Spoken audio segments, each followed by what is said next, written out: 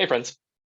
So in this last video, well, I guess next to last video, um, we're going to talk about the concept of self-so. So our authors point out that it's central in Taoist texts, right? So particularly in the Lao Tzu and in the Zhuangzi. So what exactly is meant by this idea of self-so? Well, it's a kind of spontaneous action. It's unintentional and but successful, right?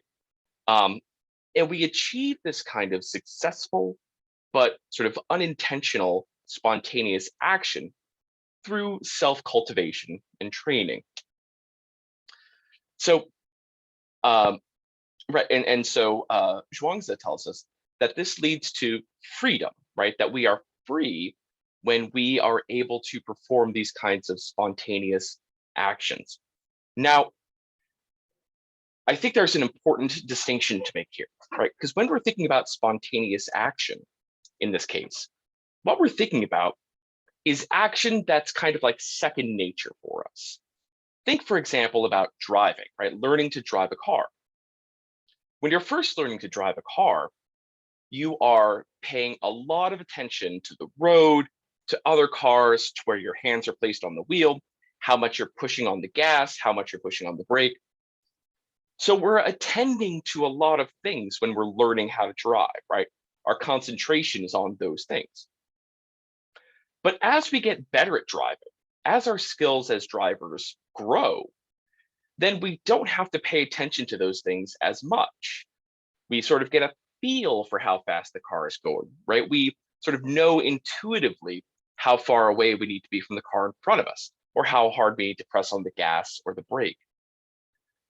And to see this, just notice that after you've been driving for a while, you can do other things while you're driving. You can perhaps sip some coffee or talk with a friend or with a not friend. So you can do other things while you're driving because the action of driving becomes second nature for you.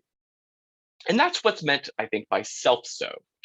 The idea that we do this kind of spontaneous, unintentional, but successful action, but particularly in the social and moral realms. So when we engage in self-so actions, or sort of self-producing actions, talk about that in a moment, it leads us to a kind of freedom from self-made worries and fears. It's a kind of liberation, right? We don't have to sort of worry about the future or anything, right? Well, we still have to worry, strike that. We still have to worry about some things, but there are some worries that we can just let go of. Now, I mentioned just a moment ago this idea of self-produced action. And it's kind of a weird idea, I think, in the Western tradition. Uh, the self-produced action in this case is like we, right, where we agents are kind of like conduits for behaviors, right, for actions, for engagements in the world. So again, go back to our analogy of driving. So in one sense, you are driving, right? Duh.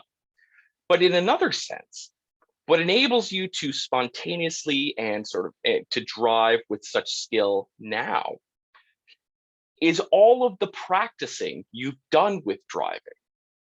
And so it's kind of like your previous practices of driving manifesting in your present action of driving.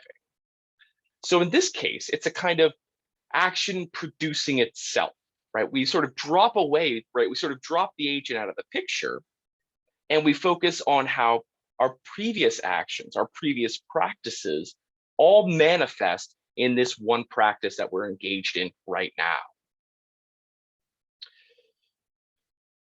Now, for a number of Taoists, right, Zhuangzi in particular, we become free by following the way, right? We might think of this as the mandate of heaven, which we saw previously, or fate, or again, just more broadly, the universe. If we wanted to put this in a somewhat inaccurate and very cliched way, The idea is that we would become free by becoming one with nature. Now, again, that is very cliched and not entirely accurate, but I think it starts to get at the notion of what Zhuangzi has in mind here, that we are to sort of go with what's around us, right? Go with nature and be spontaneous in that sense, right? Not just spontaneous in the sense of sort of successful unintentional action, but spontaneous in the sense that we shouldn't be anchored or mired down to any one particular commitment of ourselves or commitment to ourselves or to the world around us, right? That we just sort of follow the way of nature, right? We follow heaven's mandate. Of course, this comes up with, right, this presses up against some criticism, or comes up or sort of faces some criticism fairly immediately. The idea that, right, so we ask this question, well, how do we figure out nature's way? You know, and it seems weird to say that, you know, when terrible things happen, we just kind of like go with the flow of these terrible things happening that ought not to have happened. Think of, you know, horrific tragedies. So the point that we want to make here, though, is that we have a different conception of freedom. It's not a conception of freedom that requires us to sort of be liberated from mechanical or physical constraints. Rather, it's a kind of liberation from fears and from worries. It's a freedom from suffering and from greed and from narrow-mindedness.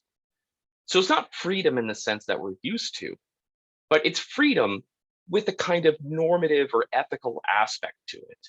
And that normative or ethical aspect is that we are free from the things that inhibit us from following the way.